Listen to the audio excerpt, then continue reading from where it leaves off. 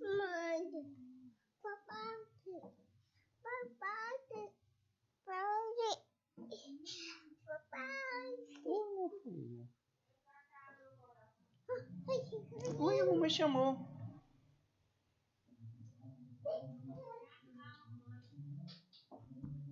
Essa primeira aula eu busquei propor para vocês uma revisão. Tá? Por que isso? Para que a gente possa retomar, tá, o material a partir daquilo que a gente já comentou.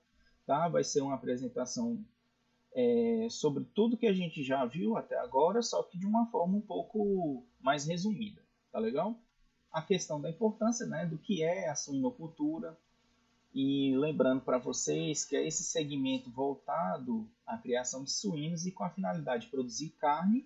É claro que a gente sempre lembra da carne como principal produto, mas também dos derivados, como a gente acabou vendo anteriormente, que tem várias possibilidades de uso desse animal para outras finalidades além da carne propriamente dita. Aqui a classificação zoológica, né? Lembrando que é um animal que pertence a essa espécie, né? Sus domésticos, tá?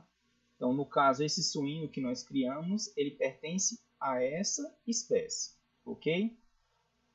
Existem outros animais desse gênero? Existem vários, como a gente viu, inclusive os animais selvagens que deram origem a essa espécie que nós criamos atualmente. Tendo em vista isso, né, a gente comentou que ele teve a base, né, de desenvolvimento a partir de duas espécies distintas, que no caso nós temos aqui o javali europeu e também o javali asiático. Tá? Então, a partir desses dois animais, e eu lembro que vocês comentaram muito em aula, esse aqui parece muito com o que a gente cria geralmente, né? Esse animalzinho pretinho, mais gordinho, né?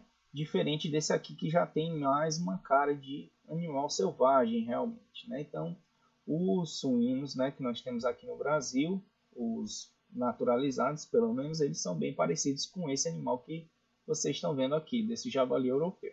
Esses animais eles foram trazidos, né, para o Brasil em 1532, a gente já falou, né, pelo Martim Afonso de Souza, mas já há muito tempo, né, já eram criados lá na China, né, foram domesticados pelos chineses há quase 5 mil anos atrás, né, mais de 5 mil anos atrás. Né? E aí, ao longo desses tempos, né, desde que chegou aqui no Brasil com os colonizadores, eles foram mudando um pouco o seu padrão, né, de formato. Tanto que antes a gente via um animal que ele apresentava esse aspecto aqui bem mais robusto, né, um animal com maior quantidade de gordura, só que passou o tempo e a gente viu que com a chegada da geladeira largou daquela ideia de conservar os animais na banha e começaram a produzir, né, e até uma exigência de mercado, um animal mais magro. E hoje a gente tem esse modelo animal, que é um animal que ele é mais direcionado para a produção de carne. Com relação à questão da comercialização, a gente viu também que é um animal que tem uma grande demanda de mercado, é uma das carnes mais consumidas do mundo, tem uma alta variedade de utilização, né, seja para a formação de linguiça, salsicha, presunto, né, vários derivados que são muito consumidos pela população. E isso é uma das grandes vantagens desse animal, né? Fornecimento de carne e gordura para as populações, facilidade no abate para conservação de carne toucinho, né? Que aí o toucinho é bem conhecido nosso, o toucinho salgado, e tem o toucinho defumado, que é o famoso bacon também, né? Que é outra forma de você usar a carne, né? E a gordura desse animal. Além disso, né, tem outras utilidades, como as próprias vísceras são muito utilizadas nos patês, os pelos desse animal são utilizados para a formação de pincel, a pele é utilizada tanto para implante em humanos como também para a fabricação de bolsas, e o sangue fornece esse material, né, que é um doce que é chamado de chouriço. Outras vantagens, é um animal que ele tem uma viabilidade bem interessante para o produtor, porque ele tem um consumo bem diversificado, né, por essa característica disponível. Então, se você tiver resto de cultura na sua na sua fazenda, você pode fornecer para esse animal. Tem muita gente que tem o hábito de fornecer resto de comida. Tem outras pessoas que pegam na temporada de frutas ou de hortaliças e que está desperdendo aquela sobra, também fornece para esses animais e acaba complementando bem a dieta deles, fazendo com que o teu custo com a ração também fique bem mais em conta, né? Então facilita demais para o produtor esse tipo de utilização, diferente de outros animais outras espécies que você não consegue fazer esse mesmo tipo de ação. Tem a vantagem, né, de aproveitar os dejetos, né, como vocês já viram lá, inclusive o João Mendes, lá na fazenda do CTF, falando sobre o uso dos dejetos dos suínos para a produção de gás combustível, para a produção de biofertilizante, e que são muito interessantes também esse uso. Além disso, é um animal que ele se espalha e é bem versátil, então por isso você encontra ele no mundo inteiro, né? Daí a denominação cosmopolita. É um animal que rende muita carne, né? A gente vê que de 65% a 80% daquilo que você tira do animal vivo é carcaça, então é um aproveitamento muito interessante. Tem uma comercialização boa, né? Um mercado fácil, e é um animal que tem essas características por ser rústico, né? Tolera bem as intempéries do ambiente, não vai deixar um animal passar fome para dizer que ele é rústico, é claro. É um animal poliéstrico, quer dizer, tem vários ciclos de produção, né, de leitão ao longo do ano, e é um animal prolífero, quer dizer, uma fêmea chega a produzir 14, 15 leitões, e até foi mandado há uns dias atrás no grupo, né, dos alunos, uma porca que pariu 35 leitões, né? Então é uma prolificidade absurda do animal desse. É um animal que traz um retorno rápido daquilo que você investe, por conta do ciclo de geração dele ser curto, né? O intervalo de geração dele ser curto, quer dizer, a mãe tem um filhote e esse filhote vira mãe também e começa a produzir. Então, você começa a ter uma rapidez na observação da evolução genética desses animais. Tem como você selecionar esses animais de uma forma bem mais rápida. E animais descartados também podem ter uma vantagem de comércio, diferente de outras espécies, na qual um animal descartado ele vai ter um preço de comércio bem inferior. Os suínos você consegue até dar uma compensada nisso. Vocês devem lembrar lá na fazenda do CTF que alguns reprodutores, inclusive, seriam castrados para poder ser comercializados como carne, né? Coisa que para outros animais nem sempre é viável fazer isso. Algumas limitações, e aí a gente entende limitação não necessariamente uma dificuldade propriamente dita, tá? Então, no caso, você observar mortalidade embrionária, mortalidade de animais jovens, né? Tudo isso a gente vê que pode ocorrer, mas que não é uma regra e que a gente trabalha na tentativa de evitar isso, certo? É uma coisa que pode acontecer? Sim, pode acontecer, mas não que a gente trate isso como algo que vá ser normal toda vez, né? Dependendo da taxa de mortalidade, você vai ter que tomar alguma atitude mais severa para poder controlar esses problemas. São animais exigentes demais em sanidade, então aquela história de falar que porco é um bicho imundo não existe, né? Como a gente já brincou em sala, porco é a pessoa que cria, né? Na verdade, o suíno ele é um animal que ele gosta de limpeza, tá? Tanto que se tiver sujeira, se tiver excremento lá próximo do lugar onde ele come, ele não vai se alimentar. E aí você, eu estou colocando comida para o bicho e ele não come. Vai ver a baia dele está muito suja e ele não quer comer naquela sujeira. Ou a água que o animal bebe também pode estar muito suja e ele não vai consumir essa água. Então são todos cuidados que a gente tem que ter com esses animais. Tem essa limitação e isso aqui é algo que a gente tem que ter um cuidado muito grande, que é ele não consegue controlar muito bem a temperatura dele quando é muito jovem. Então, o que isso quer dizer? Ou ele sente muito frio facilmente ou muito calor. E aí, quando a gente trabalha em um ambiente onde é quente durante o dia e esfria à noite, você tem que ter um cuidado muito grande com esses animais. Quer dizer, promover uma boa ventilação, promover uma boa refrigeração do ambiente durante o dia e à noite tentar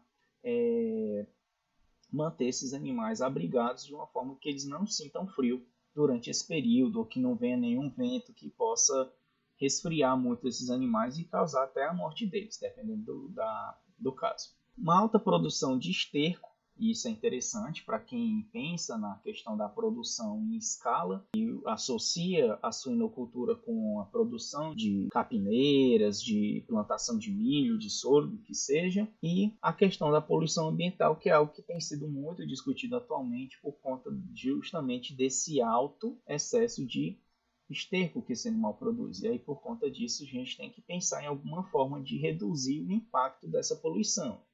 Como é que a gente pode fazer?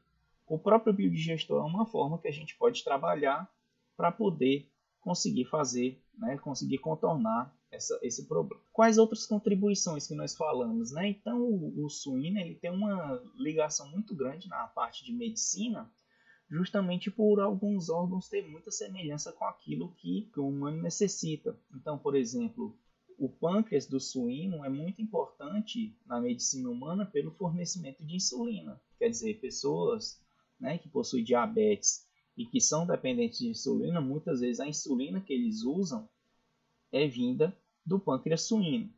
A glândula tireoide, a pele, como a gente já acabou de comentar, e o próprio coração desse animal também pode ser utilizado. E aí a gente lembrar um pouquinho das raças dos suínos, quais as raças que existem.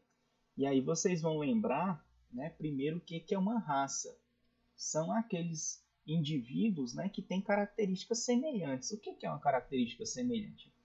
Que se parecem, que tem algo em comum desses animais.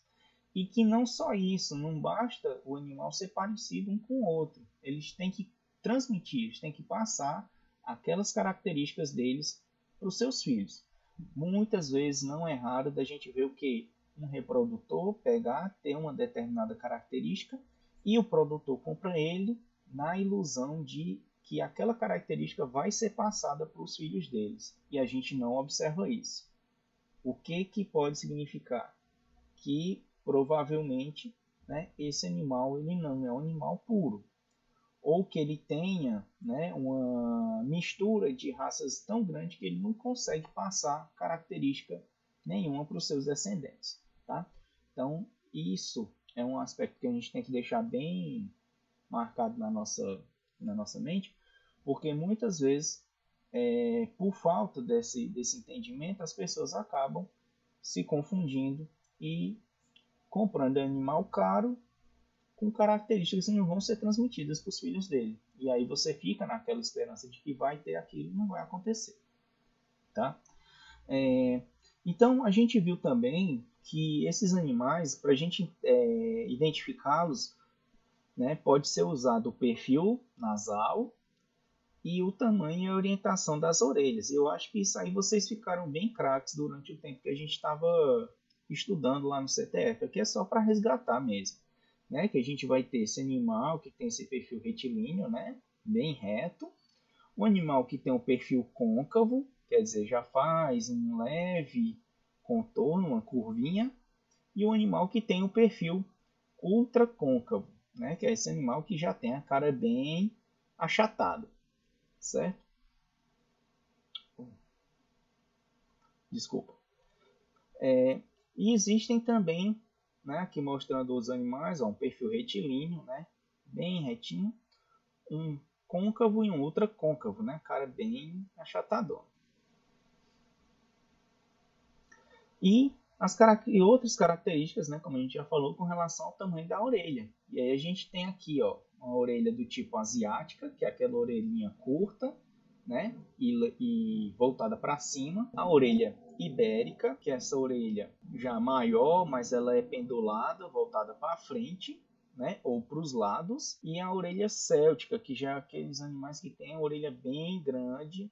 Geralmente essas orelhas são voltadas para frente também, são orelhas bem mais compridas. Alguns exemplos, um animalzinho com a orelha asiática, a orelhinha bem curta. Aqui um animal nativo, o piau, com a orelha ibérica, a gente vê uma orelha já mais desenvolvida e voltada para os lados, né, nesse caso aqui, e aqui a orelha céltica, né, no caso aqui do lajoate, um animal com a orelha bem grande e voltada para frente, né, cobrindo os seus olhos. Dentro das raças que a gente falou que existem, né, aqui no Brasil, e são as mais criadas, né, existem outras? Sim, existem, mas aqui são as que estão mais presentes.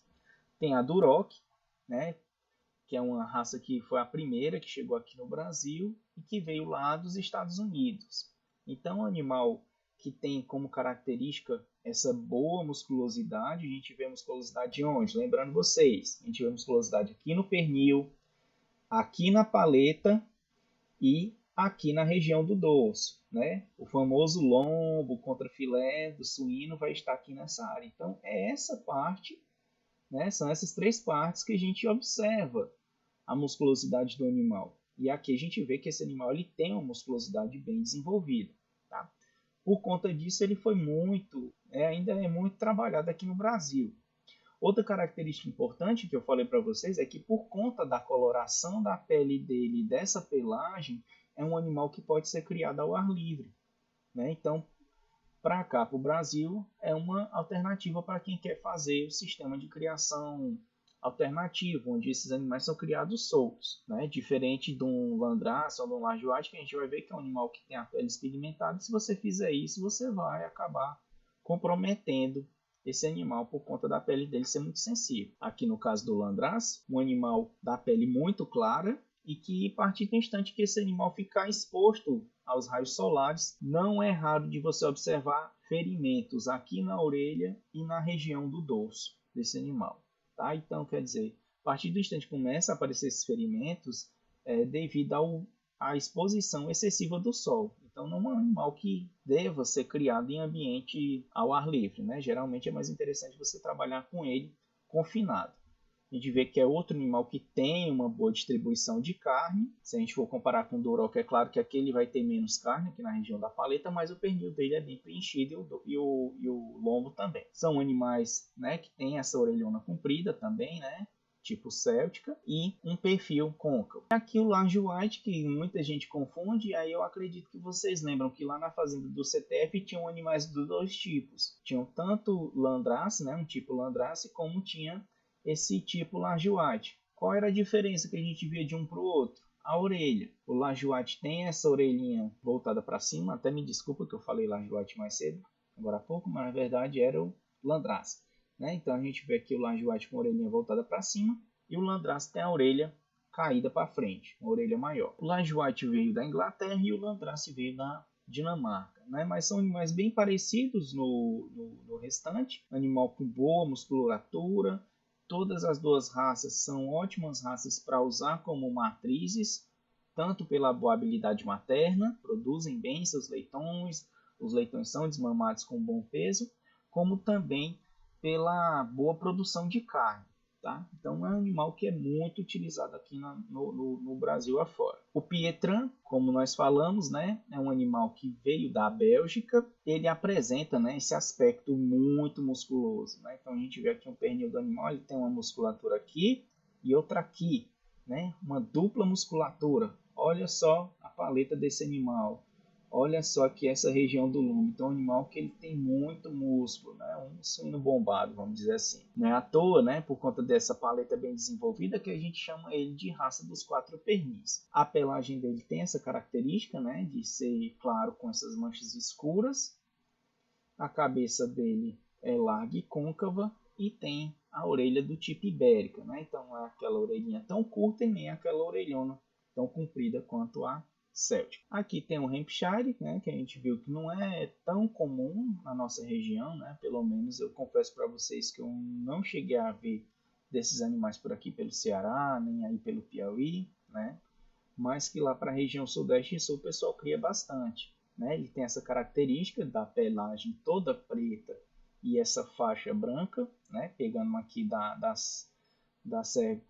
dorso do animal até a pata. Veio dos Estados Unidos, possui, né, essa orelhinha curta, é um animal que tem boa rusticidade, tem uma boa musculosidade também, então é um animal que pode ser uma opção bem interessante. Porém, não são encontrados tão facilmente por aqui na nossa região. Da mesma forma, né, o parente dele, o Essex, né, que no caso foi o animal que deu origem a ele. No caso, o Essex vem lá da Inglaterra, deu origem ao Hampshire e possui a mesma característica, como vocês podem ver, né, um animal todo preto, mas com essa mancha branca vindo, né, do dorso até a pata dianteira, né? Tem essa orelhona céltica, né? Como a gente pode ver aqui, a gente observa que é um animal que ele tem uma composição corporal mais volumosa que a do Hampshire, não é por conta da imagem, é que a gente vê que esse animal ele realmente ele é maior, só que apresenta uma deposição de gordura maior também. Diferente, o Hampshire ele tem aspecto de produção maior de carne, e já o Essex ele tem uma produção considerável de gordura também. Mas é um animal que é utilizado aqui no Brasil, só que não com tanto acesso como a gente tem ao Duroc, ao Landrace ou ao Lajoie, por exemplo. Com relação às raças nacionais, então a gente já lembra de quais aspectos. Enquanto a gente viu que as raças exóticas, as estrangeiras, são animais que têm alta produção, que têm uma boa habilidade materna, que têm altos índices produtivos, muito por conta de que há muito tempo eles vêm sendo trabalhados nesse sentido. As raças nacionais acabaram que não foram trabalhadas dessa forma até um tempo atrás. Então a gente vê que são animais que ainda em alguns aspectos lembram muito, inclusive alguns javalis, né? Dependendo do tipo de animal que você veja, né, por aí no mato, comendo raiz, né? Então criados de uma forma bem primitiva ainda, né? Diferente do que a gente vê na sinocultura moderna. São animais que tiveram baixo desenvolvimento de carcaça, então a gente vê que são animais que têm carcaça com alta quantidade de gordura, o que vai no contra do que atualmente é demandado hoje em dia, que é um animal com maior deposição de carne. E aí, por conta disso, esses animais vão ficando indesejáveis, né, do ponto de vista de mercado. Embora a gente sempre ressalte que são animais que são interessantes por serem animais que se desenvolveram dentro do nosso ambiente. E por conta disso, por essa alta rusticidade que eles têm, algo de bom eles trazem para dentro do sistema. Vamos imaginar que você queira criar suíno, mas você não tem uma condição de montar baia, de fazer instalações. A tua disposição de recurso para comprar alimento também não é tão grande. E esses animais eles são bem mais versáteis nesse sentido, né? Então, quer dizer, você não vai deixar de produzir por conta de não ter animal adequado para isso, né? No caso, o animal adequado é aquele que se ajusta mais próximo da sua realidade. Você pode querer criar um Landrace, um Duroc, claro que pode, mas você tem que adequar todo um ambiente, toda uma estrutura para que você possa produzir bem esse animal. Senão você vai acabar tendo grande prejuízo no fim das contas. Então, dentro das raças que são criadas aqui, né, tem o Piau, que é um animal que ele foi desenvolvido lá na região de Goiás, no Triângulo Mineiro, mas a gente vê muito aqui na nossa região esse animal comprido, né, da pelagem branca, com essas manchas pretas, e a pele dele é escura, então quer dizer, já é um animal que ele é adaptado a andar ao ambiente livre, né? Então ele pode pegar sol que não vai ter problema nenhum. Tem essa orelha ibérica, é um animal que tem uma boa massa assim, né, corporal, mas só que qual é o problema? Boa parte dessa massa é gordura, e a gordura hoje em dia não é tão desejável quanto há um tempo atrás, né? Então por isso que esse animal acaba saindo um pouco daquilo que é desejável para a suinocultura no moderno, mas não que ele não possa ser trabalhado também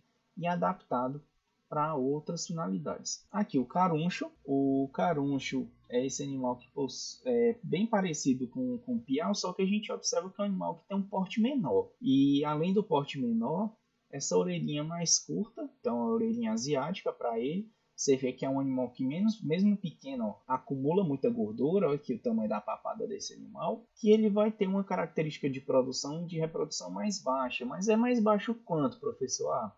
Vamos pensar o seguinte, enquanto um Duroc, um Lajoie, um Landrace produzem em média 12 leitões por leitegada, um animal desse vai produzir 4 a 6. É bem abaixo daquilo que é esperado, né, de uma produção de suínos industrial, mas de acordo com a sua realidade, né, com a realidade do produtor, pode ser uma alternativa também. O canastra, que aí já seria um suíno que ele tem uma característica mais próxima daquilo que é interessante para a suinocultura moderna, então por isso que ele é muito trabalhado na nossa região. Acredito que vocês já devam ter visto alguns exemplares parecidos com esse animal com pouco pelo e da pele escura, né, criado ao ar livre, né? Então isso facilita bastante a questão da redução de gasto com instalação, né? Porque você pode criar esse animal ao ar livre, não precisa estar com ele coberto em área coberta. E vocês veem que ele tem uma característica de uma produção de carne, né? Dentro desses animais que a gente observou, que tem um melhor aspecto, né? De carcaça. Então é um animal bem interessante nesse sentido. Porém, fica abaixo de todos esses que a gente já trabalhou dos exóticos. O Nilo, que é bem parecido com o canastra, só que é um animalzinho menor, né, e com as orelhas asiáticas também, e que vai na mesma condição, um animal que tem uma produção maior de gordura na carcaça, né, o que acaba não se tornando tão interessante para a suinocultura atual, mas que também não deixa de ser outra opção para quem não dispõe de tanto recurso de estrutura ou de alimentação e quer criar suíno. O moura, né, que aí já é um animal que está mais presente lá na região sul, ele é um animal da pelagem preta e que tem esse pelo mais clarinho, né? E aí que dá esse aspecto que é chamado de tordilho. É um animal bem grande, como vocês podem observar aqui nas imagens, e que tem uma boa deposição de músculo. Então, é um animal que é bem trabalhado no sistema de criação ao ar livre, que é conhecido como sistema ciscal, mas que, embora ele tenha esse bom desenvolvimento de corpo, ele demora muito para chegar nessa condição. E aí, por isso é que vocês observam aqui que trata-se de um animal tardio. Por que é tardio? Porque ele demora a chegar no ponto de abate. Então, sobre a identificação dos animais, o que a gente viu, né, que era importante? Independente da forma como é feita essa identificação, é importante que ela seja feita primeiro, para que eu tenha uma capacidade de identificar esse animal. E quando a gente trata de suíno, começa a ficar difícil essa identificação, porque são animais geralmente muito semelhantes.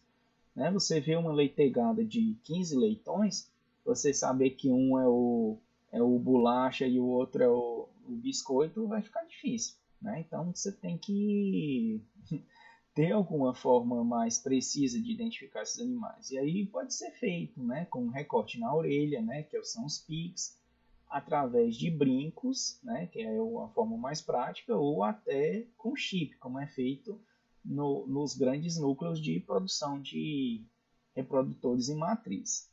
Tá? Faz isso para quê? Para que eu tenha uma facilidade de leitura e de identificação desse animal e também para que eu possa ter um bom controle zootécnico. Né? Vamos entender que controle zootécnico é um dos pontos essenciais dentro de um sistema de produção para que eu consiga identificar os pontos fortes e os pontos fracos do sistema. Eu saber o que eu posso fazer, né? Quais as tomadas de decisão eu posso ter para a partir daquelas informações. E eu só consigo essas informações, se eu tiver os animais anotados. Aí disse, tal animal não está funcionando. Tá, mas não está produzindo bem, não está ganhando peso. Tá, mas qual? É aquele.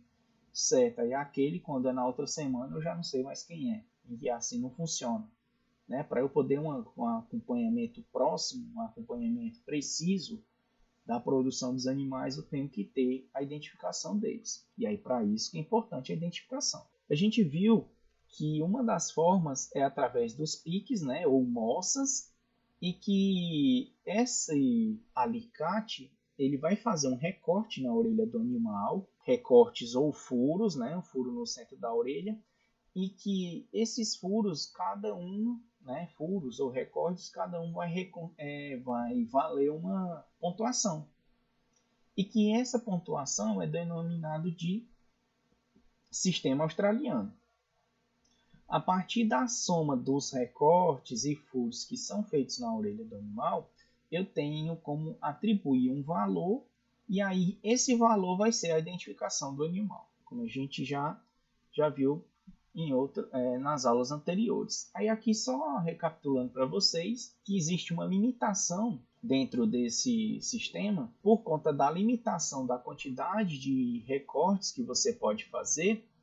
Então, o número máximo, né, o valor máximo que eu posso ter para um animal é até o valor 1599. Ah, professor, e aí se eu tiver 1800 animais? Aí você já vai ter que pensar em outra forma de identificar esses bichos. Vale lembrar que na orelha esquerda o furo vale 800, na direita vale 400.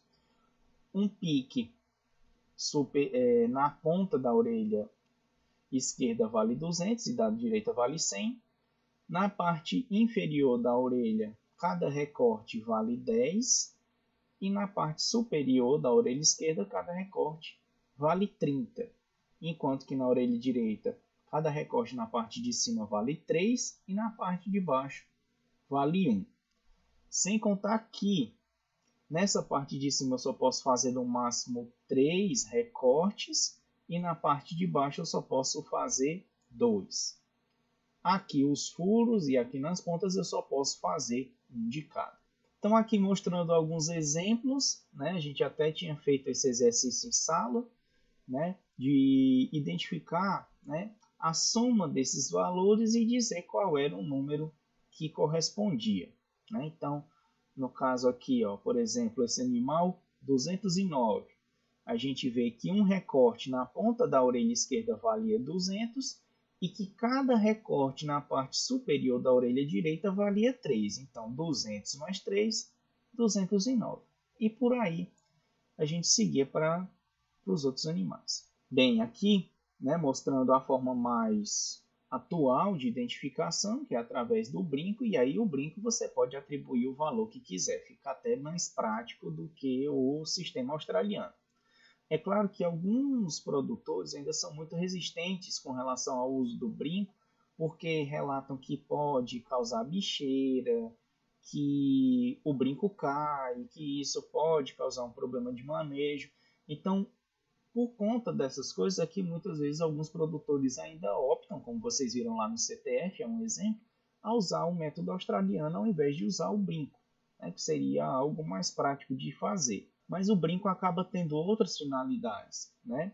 Quando a gente trabalha em núcleo de produção de reprodutores e matrizes, além do brinco que vai identificar o animal, a gente conta também com tatuagens, né? Essas tatuagens elas são utilizadas para que o animal receba um registro de certificação genealógica, tá?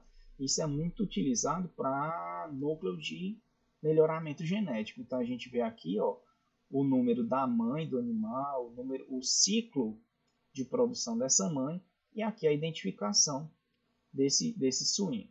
A gente observa aqui a tatuagem, como é que fica.